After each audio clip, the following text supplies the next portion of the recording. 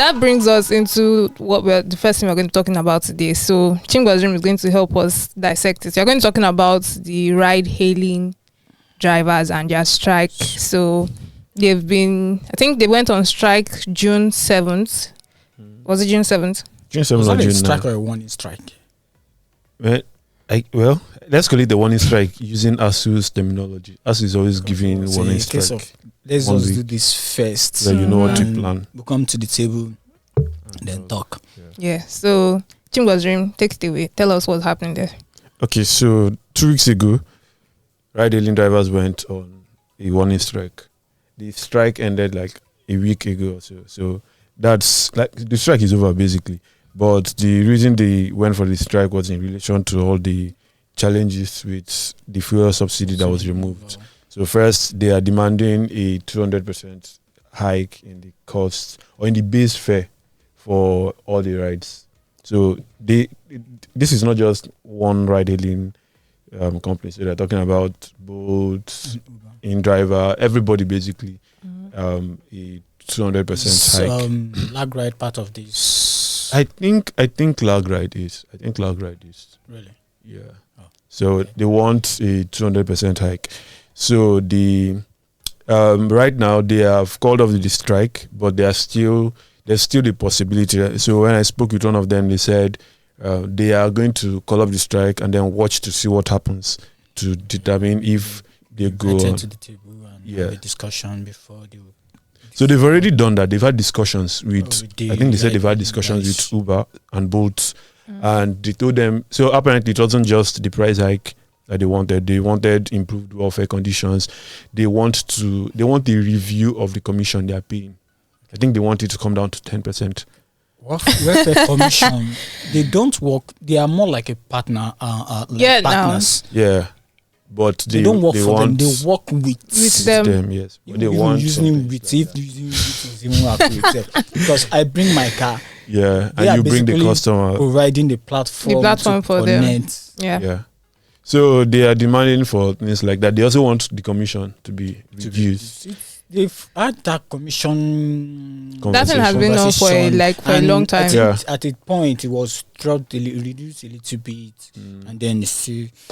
Yeah, so they want that commission dropped, and it's interesting the way some people are going about it. So if you hang out on Instagram a lot, you'd have seen a lot of ride-hailing guys coming up, and the I think there was one I saw. Is it high ride or something?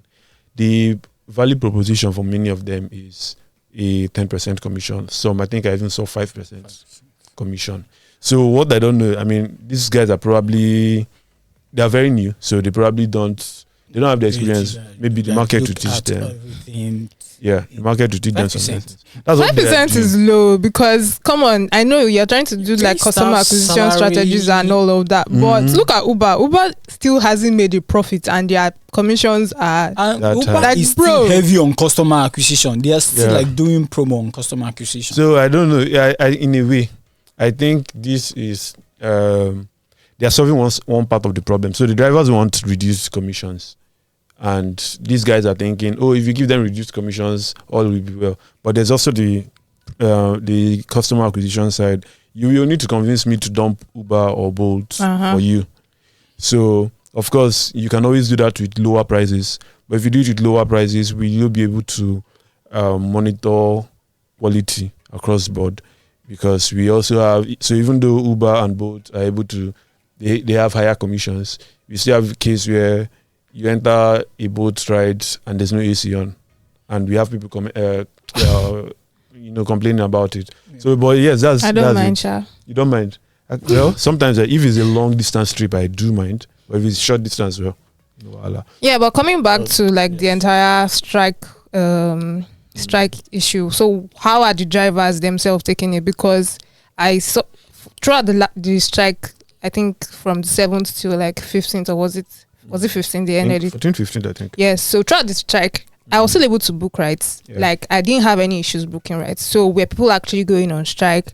Yeah. Was there any what was happening with the drivers themselves? Because I know that there's a body, they call themselves I don't know how to pronounce it. It's one long thing. The acronym is very weird sounding. So are they like? Is it like they are on their own doing their own thing, and the drivers are like, "What are these ones doing? Like, what's happening with those guys?" So, like you said, there's an association of, or it's supposed to be association of. I think they call it Amalgamated Union of road-based transport workers, something app-based. like app-based transport workers. So there's that union. But what I can say for sure is that every driver is is a part of it. I don't know. So I don't know what I don't know the rules that guide the organization and how it was formed. So I can't say that it's mandatory for every rider to be on that platform. It's freedom of association, right? Yeah. So decide to be part of it. Exactly. So what happened is the after the strike after it started, something like this is really difficult to force for you to implement it. It's very difficult because you don't have a database of all the drivers in the country, all the riders in the country. So what happened was, some of the riders becoming task force guys. So they go around, and this is funny because it's not like you see one Camry on the road and you know that this is Bolt or Uber. Because before someone can beat you up. But what they were doing, so I saw this from some of their communication. So they could order a ride and then they basically just send you around. That was the other tactic. Yeah, wasting your fuel because of course you suffered to get it. And they did it, a lot of them were doing so. It was like voluntary because I guess they just believe that if they can get all the drivers off the road, that Uber will be forced to implement the changes. But what can that really work? Because it's not like government work, civil servant, whereby I go on strike and I still get my salary at the end of the month. This is a case of if you don't work, you are not getting anything. Yeah. So and this is why the strategy is surprising, right? They are, like you mentioned, gig workers, and you only get paid when you work. So I don't know why they thought that if the moment they get all the drivers off, that Uber would be forced. I don't know if it was you that we were having that conversation yesterday. So they were forced to come to the table and agree to their terms. But the way I see it, if you stress me too much, Uber will go to the next country. Honestly, or they shut down their operations for a few months. They did that in Kenya. Was it? Where did they do that at one point? But then the issue is not all the riders, the drivers who agreed to this. Of course, not all of them did, and a lot of them complained about the strike. They intimidate those that did, but then at the end of the day, a lot of them. So some people said they didn't even know about the strike. Some people said this strike. So one person said the spirit behind the strike makes sense, but the demands do not make sense. And yes, that's another thing I was going to ask, because a 200% increase, like what's happening? His argument was that yes, you can argue that it doesn't make sense, but when you look at the fact that the price of transportation off by almost 160 something percent. So then like, okay, yes, at least on the rider side, you should be able to pay 100% increase. Yeah, but here's the thing: the calculations we were doing earlier about how much it costs us these days, none of the price hikes is up to 70%. Yes. So yes, the reason why that might be is this is me playing the devil's advocate on behalf of the drivers. Sorry. So public bus. Yeah, they have a lot of carrying. People. Yes, okay. We're not carrying one person, but if I pick you here and I'm taking you to the highland. Yeah. If before I'm using 10 liters, now I'm still going to use 10 liters. The only difference now is 10 liters before would cost me 180 something, but now it's costing me 5k. Yeah. So to be fair, it's fair for me to ask you to pay more. Double. Well, you can ask me to pay double, but you're not going to ask me to pay quadruple now. 4 yeah. So is it 200% that they actually? Yes. It's not like it's not 100% increase. It's 200%. Okay, so increase. The fuel removal of its first subsidy actually make the price jump from 180 to 5, which is about 160% increase. So if they're asking for 200, maybe that's not too bad. Well, here's the problem, and this is from me as a user and from some of the drivers. One of the drivers we spoke with said, it's not like this fuel subsidy affects a section of the population and doesn't affect every other person. It affects everyone. So the riders too, they are having to. So it's not like it affects. Maybe I should put it better. It doesn't affect just the transportation sector.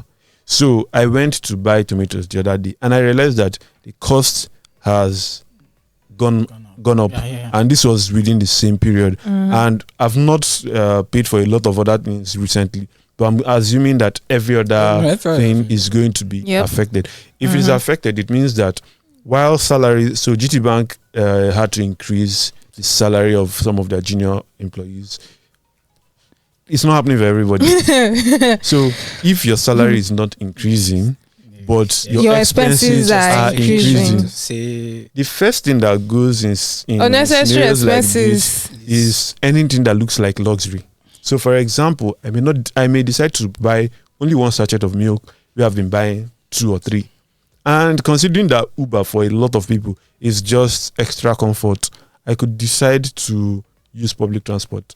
And a lot of Nigerians will use public transport. Actually, since here's me waving my hand. Since removal of the subsidy, so like notice the number of cars on Lagos Road has reduced. Seems to have reduced. Yes. Like, because normally it takes us about 40 minutes to get to the office. It's now about 20-25 minutes already. Because there are fewer cars on the road. There's no money to fuel your car. The first few weeks it was that you couldn't even find the fuel. Yeah. Now people are like, okay, well, the fuel there's fuel, but you don't have money. It's costing me more to fuel my car, so should I do it? So there's a lot. It's difficult, and maybe they should also take a leave from what happens in other countries. So this challenge of commission increasing the prices, it's not a uniquely Nigerian challenge. It happens everywhere.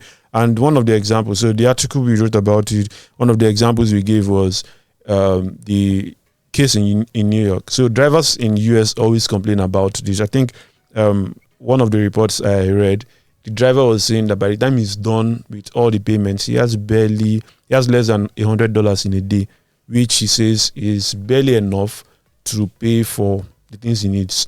So the Taxi and Limousine Commission in New York decided they voted for a pay increase in December 2022. Yeah, December 2022.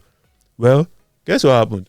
Uber kicked against it, and they said this will add increased costs to our business. And they went to court and got the judge to actually rule in their favor. Yes, finally the price was increased, but by 10%. Expected.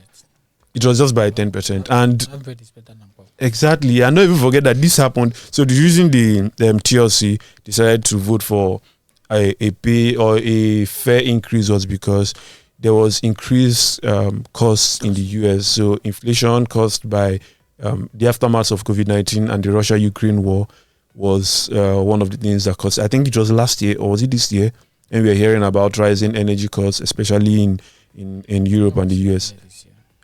Earlier this year. So that was like one of the reasons they asked for this. And yet Uber went. So it was Uber that did it, but the cost would affect everyone.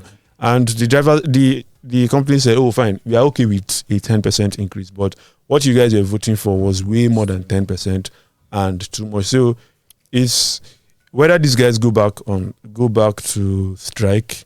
It would be important for them to look at all the possible factors that come into like the cost what determines the cost. It would be important to look at it and maybe relax some of their demands, because if you tell Uber to reduce the commission, then that will effectively reduce their revenue. And they're already not making profits. I don't know.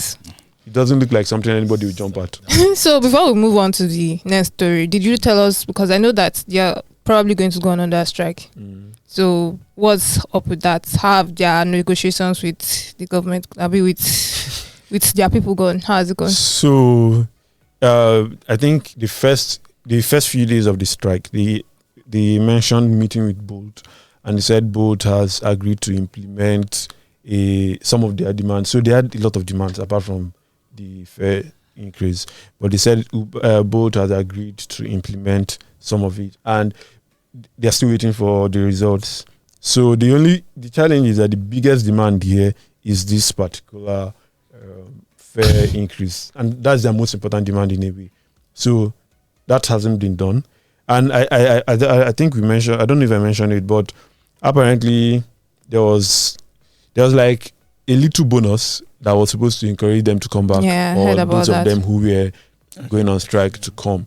Well, they said the bonus was too small, and I think it was 6,000 naira, but it was dependent on certain How conditions. many rides you do? Yeah, All so that. that was one. They also asked them to what was the second thing that Bolt did again? Yeah, Bolt actually increased the base fare, and I think Uber did the same as well. But we are still going to wait. They are probably still in negotiations with Bolt, Uber, and all of that. But it's probably, well, let's see what happens in the next few weeks if they return to the strike or not. All the best to them. I don't know if I want to wish them. I don't know if I want because them it will to affect get me, every man. guess. So, but It's all going the to best affect to me. them. They were fine. All the best. They'll be fine. They will be very, very fine.